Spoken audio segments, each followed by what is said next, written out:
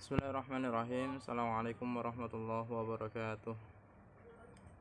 Alhamdulillahirabbil alamin wa bihi nasta'inu ala umuri dunya waddin. Wassalatu wassalamu ala asrofil anbiya'i wal mursalin sayyidina wa maulana Muhammadin wa ala alihi wa sahbihi ajmain, amma ba'd. Selamat siang, berjumpa lagi dengan Bapak dengan materi akidah akhlak. Kita akan belajar pada materi yang ke-8 ini tentang bahaya maksiat. Nah, ini gabungan dengan materi yang ke-9 membuka aurat. Jadi termasuk digabungkan aja di bab maksiat.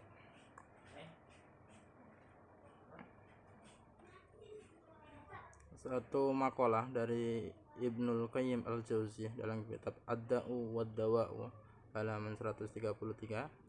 Sungguh maksiat itu adalah sebab hilangnya keberkahan rezeki dan keberkahan waktu. Jadi sebab maksiat itu perkara yang mana bisa mencegah datangnya rezeki dan berkah waktunya berkurang. Itu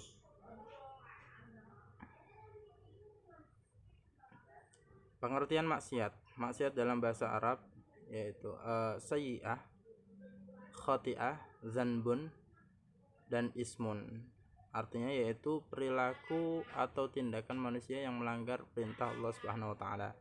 Sedangkan menurut istilah, maksiat adalah lawan ketaatan, baik itu meninggalkan perintah maupun melakukan suatu larangan.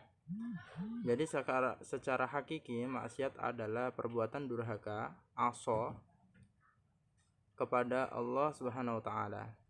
Bisa berupa menolak melaksanakan perintah Allah Subhanahu wa taala atau melanggar larangannya.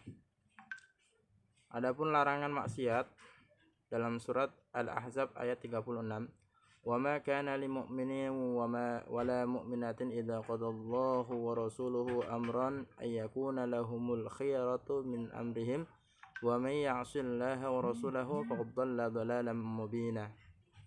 Artinya, dan tidaklah patut bagi laki-laki yang mukmin dan tidak pula bagi perempuan yang mukmin apabila Allah dan Rasulnya telah menetapkan suatu ketetapan, akan ada bagi mereka pilihan yang lain tentang urusan mereka, dan barang siapa mendurhakai Allah dan Rasulnya, maka sesungguhnya dia telah sesat dengan sesat yang nyata. Al-Ahzab ayat 36. Jenis-jenis maksiat. A. Maksiat atau dosa besar yang mengakibatkan pelakunya murtad. Ini satu, syirik akbar atau besar, ini menyekutukan Allah. Ini dihukumi murtad ya, yaitu menyamakan Allah kepada makhluknya.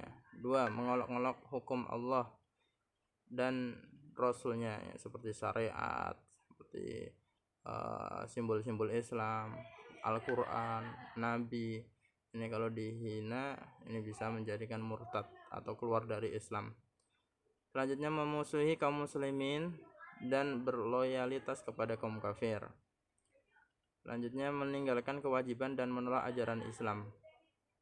Ini semuanya bisa menyebabkan pelakunya menjadi murtad atau keluar dari Islam. Yang B, maksiat atau dosa besar yang tidak mengeluarkan pelakunya dari Islam, yang tidak menyebabkan murtad atau durhaka kepada orang tua. Ini dosa besar tapi tidak sampai menjadikan orang menjadi murtad. Dua, membunuh sesama muslim, berzina, yakni berhubungan badan yang tidak halal, tidak dengan jalur pernikahan. Dosa-dosa lainnya, dosa mulut dan tangan, contohnya seperti riba, sumpah palsu, menyanyiakan anak yatim, ujub, melaknat sahabat Nabi, dan lain sebagainya. C. Maksiat atau dosa kecil. Contohnya melihat aurat wanita baik di jalan maupun di layar. Di layar ini bisa di layar TV, di layar HP. Ini kalau melihat aurat orang lain, wanita, ini juga dosa. Menyentuh wanita yang bukan mahram, salaman yang bukan mahram, ini juga dosa. Berbohong, mencela orang lain atau mengejek, marah-marah, dan berkata jorok. Ini Ini maksiat hati. Yang pertama adalah riya. Riya ini memamerkan dengan perbuatan-perbuatan baik, yaitu beramal karena manusia, dan riya tersebut menggugurkan pahala amal seperti ujub dengan taat kepada Allah, yaitu melihat bahwa ibadah tersebut muncul dari dirinya tanpa ada anugerah dari Allah. 2. Ragu-ragu pada keberadaan Allah, merasa aman pada rekayasa Allah, dan putus asa pada rahmat Allah. Ini maksiatnya hati. 3. Sombong terhadap hamba Allah, yaitu menolak kebenaran, merendahkan manusia, dan memandang bahwa dirinya lebih baik dari kebanyakan manusia. Sombong ini juga dosa kecil. 4. Dengki, yaitu menyembunyikan permusuhan ketika dikerjakan sesuai dengan tuntutannya dan tidak membenci pada kedengkian itu. 5. Hasad, yaitu membenci nikmat milik orang muslim dan merasa berat kepada nikmat apabila tidak membencinya atau dikerjakan menurut tuntutannya. Ini juga hasud, dengki, ini juga dosa. Ya, kebalikannya ghibthah. Ghibthah itu malah senang dengan melihat kenikmatan orang lain dan ingin seperti itu tanpa ada rasa menghilangkan nikmat orang tersebut. Kebalikannya. Nomor 6. Mengungkit-ungkit sedekah, dan hal ini menggugurkan pahala sedekah. 7. Terus menerus berada pada suatu dosa dan lain-lain. Masih banyak lagi ini kalau di kitab. Ini saya ambil dari kitab Sulam Taufik. Selanjutnya maksiat perut. Maksiat perut antara lain seperti memakan harta riba, ya, dan barang yang didapat dengan jalan memaksa. Ini juga dosa. Ghosab, ya, ini mengambil sesuatu atau meminjam sesuatu tanpa izin pemilik dan mencuri. 3. Setiap sesuatu yang diambil dengan cara muamalah, transaksi jual beli yang diharamkan syariat, ini enggak sah, ya, seperti menjual atau membeli sesuatu yang masih di pohon dan lain-lain. 4. Meminum arak atau sesuatu yang dapat menyebabkan mabuk atau tidak sadarkan diri, dan hukuman orang yang mabuk adalah 40 cambukan. Nomor 5. Mengkonsumsi sesuatu yang memabukkan, najis, dan menjijikan. 6. Memakan harta anak yatim atau harta wakaf melalui cara yang tidak sesuai dengan persyaratan yang telah disyaratkan oleh orang yang mewakafkan. 7. Sesuatu yang diambil dengan cara memalukan, yakni meminta-minta atau mengemis bagi orang yang mampu bekerja. Ini masih banyak lagi, saya ambil 7 saja. Selanjutnya maksiat lisan atau lidah, ya. Ini banyak contohnya: mengumpat, menyebut perihal saudara semuslim dengan apa yang tidak disukainya walaupun perkara itu benar. Ini menggosip, mengumpat, itu dosa. Seperti ini bagaikan memakan bangkai saudaranya. Ya, ini kalau menggosip itu bagaikan memakan bangkai temannya sendiri. Nomor 2. Mengadu domba, menipu, mencela, melaknat, dan sebagainya. Lanjutnya maksiat mata. Maksiat mata ini merupakan dosa paling besarnya, dosa kecil. Berawal dari mata ini. Adapun contohnya: 1. Melihat wanita atau lelaki ajnabi yang bukan muhrim. Secara datianya ini kalau dilihat udah haram, ya. Kalau bukan mahramnya dilihat ini haram. 2. Melihat aurat lawan jenis. Membuka aurat juga dosa, melihatnya juga dosa. Laki-laki haram melihat pada anggota tubuh wanita yang menjadi aurat wanita tersebut, kecuali pada wanita-wanita mahramnya. Jika wanita-wanita mahramnya, maka haram melihat antara pusar hingga lutut. Begitu juga sebaliknya, wanita haram melihat aurat laki-laki. Yang boleh melihat anggota tubuh antara pusar dan lutut hanyalah suami istri. 3. Laki-laki maupun wanita haram membuka kemaluannya ketika sendirian, kecuali ada hajat atau di depan pasangannya, suami istri. Ini kalau ada hajat, misalkan mengobati atau ada apa, boleh ini. 4. Dibolehkan melihat auratnya anak kecil, baik laki-laki maupun perempuan yang belum mumayyiz, bukan balik, jadi sekitar 4 sampai 6 tahun, kecuali kemaluan anak perempuan, karena yang boleh melihat auratnya hanya ibunya, ya, beda. Nomor 5, haram melihat dengan menghina kepada seorang muslim seperti menghina sorban, jenggot, atau songkoknya karena tidak sesuai dengan zaman dan lain-lain. Enggak boleh ya. Nomor 6, melihat ke dalam rumah orang lain tanpa izin pemiliknya atau melihat sesuatu yang disembunyikan tanpa izin pemiliknya. Ini juga enggak boleh. Nomor 7, menyaksikan sebuah maksiat atau kemungkaran namun tidak mengingkari akan kemaksiatan atau kemungkaran tersebut dan tidak pula memisahkan diri dari perbuatan itu kecuali ada uzur. Ini juga karena ridho bil maksiat maksiatun, ridho bil kufri kufrun. Jadi kalau ridho dengan kemaksiatan ini juga menjadi maksiat kita ya, kalau ridho bil kufri kufur. Selanjutnya maksiat lidah. Maksiat lidah contohnya ghibah, mengunjing ya, yaitu menyebut-nyebut kepada saudara kita yang muslim dengan sesuatu yang tidak ia suka meskipun ia berada di situ atau di dekat kita. Selanjutnya namimah, mengadu domba, yaitu memindahkan pembicaraan karena ingin berbuat kerusakan. 3, dusta, yaitu mengatakan sesuatu yang menyalahi atau tidak sesuai dengan kenyataan. 4, berbohong atau dusta. 5, qadzaf, menuduh seseorang berzina tanpa mendatangkan saksi, maka orang melakukan qadzaf ini dihukum dengan hukuman 2 kali lipat hukuman orang yang minum arak, yaitu jilid cambuk sebanyak 80 kali. Nanti kalau orang yang minum arak dijilid 40 kali. 6, mencela, menghina, mendustakan sahabat Nabi. 7, perkataan yang keji, mencatat orang lain, melaknat dan lain-lain. Selanjutnya maksiat telinga. Adapun contoh-contohnya: 1, mendengar perkataan orang yang dirahasiakan darinya. Jadi kalau ada orang yang bisik-bisik, kita nggak perlu mendengarkan itu yang dirahasiakan. Juga haram hukumnya mendengar ghibah. Ada orang yang ghibah kita dengarkan, diam saja. Kalau nggak setuju ya diam atau pergi dari tempat itu. Ada namimah dan semacamnya. 3, berbeda halnya jika mendengar suara-suara tersebut tanpa disengaja dan ia bencinya, namun demikian dia harus mengingkari jika mampu, harus minimal ingkar dalam hati. Maksiat kedua tangan, contohnya mengurangi takaran, timbangan, atau ukuran dengan hasta misalnya. Ini dosa. Mencuri dan pencuri barang yang senilai 1/4 dinar dari tempat biasanya barang tersebut disimpan akan dikenakan hukuman had dengan dipotong tangan kanannya. Kemudian jika dia mengulangi lagi maka dipotong kaki kirinya, jadi menyilang gitu. Jika dia mengulanginya kembali maka dipotong tangan kirinya, kemudian kaki kirinya. Jadi semuanya dipotong, menyilang kanan terus kaki kiri. Kalau mencuri lagi tangan kiri kemudian kaki kanannya itu. Jadi begitu kalau sudah ada 1 nisab pastinya.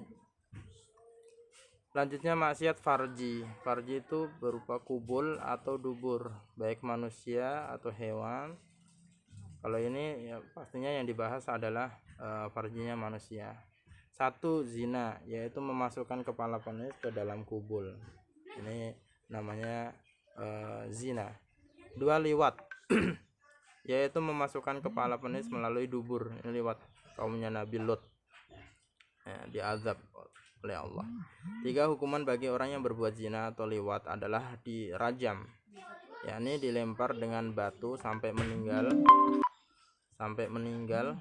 bagi laki-laki dan perempuan yang sudah menikah, atau dicambuk 100 kali dan diasingkan selama 1 tahun bagi yang belum menikah, dan bagi seorang budak setengah dari ketentuan tersebut. Nih, ya. Selanjutnya maksiat kaki. Adapun contohnya: 1, di antara maksiat kaki, pergi untuk melakukan perbuatan dosa seperti mencelakakan sesama muslim dengan menghasut seorang penguasa atau yang lainnya, atau untuk membunuhnya, yaitu berjalan untuk membunuhnya atau melukainya tanpa hak. 2, kaburnya seorang hamba dari majikannya, istri dari suaminya, seorang pelaku jinayat dari hukuman kisos. Ini juga maksiat ya.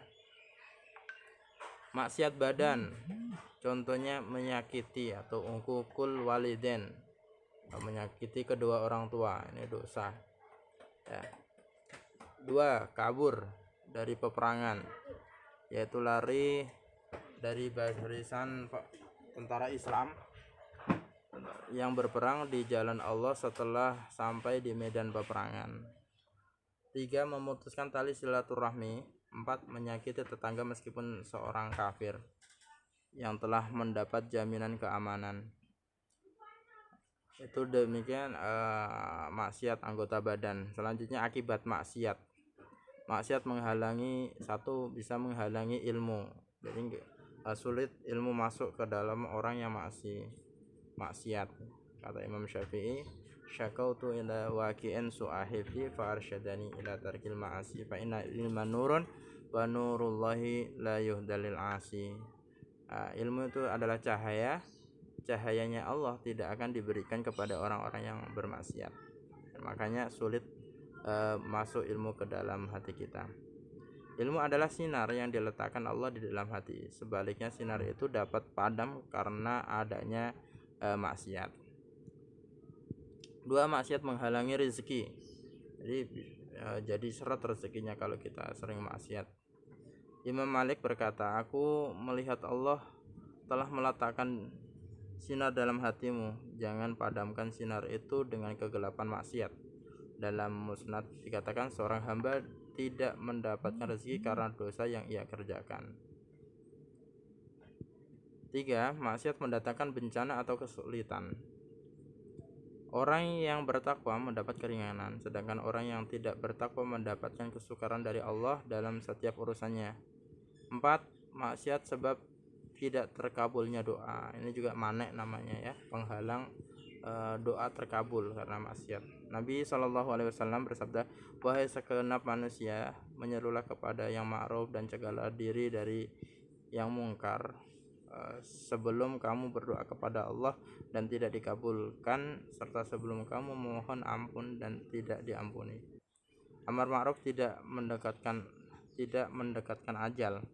Sesungguhnya para nabi Yahudi dan rahib Nasrani ketika mereka meninggalkan amar ma'ruf dan nahi mungkar dilaknat oleh Allah melalui ucapan nabi-nabi mereka. Mereka juga ditimpa bencana dan malapetaka. Hadis riwayat At-Tabrani.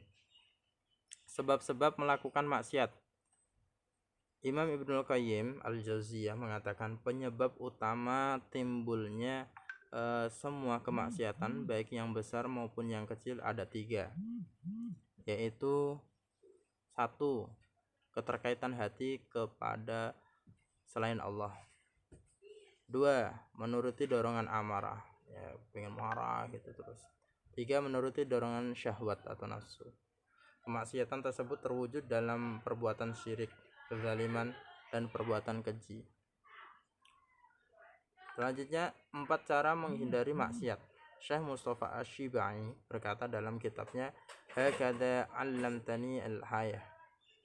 Idza hammat nafsuka bil ma'siyah fa dzakarallahu billah fa idza lam tarji fa dzakaraha bi ahlakir rijal fa idza lam tarji fa dzakaraha bil fadhihah idza ulima biha an-nas fa idza lam tarji fa'lam annaka tilka sa'ah qad inqalabat ilal hayawan. Jadi ini cara dari Syekh Mustafa Asy-Syibai. Apabila dirimu tergerak melakukan maksiat, maka ingatlah seseorang yang mulia, yakni orang-orang soleh. Tuh. Selanjutnya apabila belum bisa hilang juga, maka ingatlah dengan terungkapnya maksiat tersebut orang-orang yang mengetahuinya. Jadi kalau kita maksiat nanti bisa diketahui orang kan jadi malu itu. Selanjutnya apabila belum hilang juga, maka ketahuilah saat itu juga engkau telah berubah menjadi hewan. Jadi bayangkan kalau sama kamu maksiat nanti akan menjadi hewan. Nah, itu cara yang menghindari maksiat. Yang pertama tadi, apabila dirimu tergerak melakukan maksiat, maka ingatlah Allah. Istighfar bahwa Allah selalu memantau diri kita gitu ya. Penutup, Manusia memang bukan makhluk suci seperti halnya malaikat yang tidak pernah berbuat dosa. Manusia adalah tempatnya salah dan dosa. Walaupun begitu, kita tidak boleh pasrah dengan keadaan lalu membiarkan diri sendiri tenggelam ke dalam kemaksiatan. Karena segala sesuatu pasti ada pertanggungjawaban, baik di dunia terlebih lagi nanti di akhirat kelak. Terima kasih. Wallahu a'lam. Assalamualaikum warahmatullahi wabarakatuh.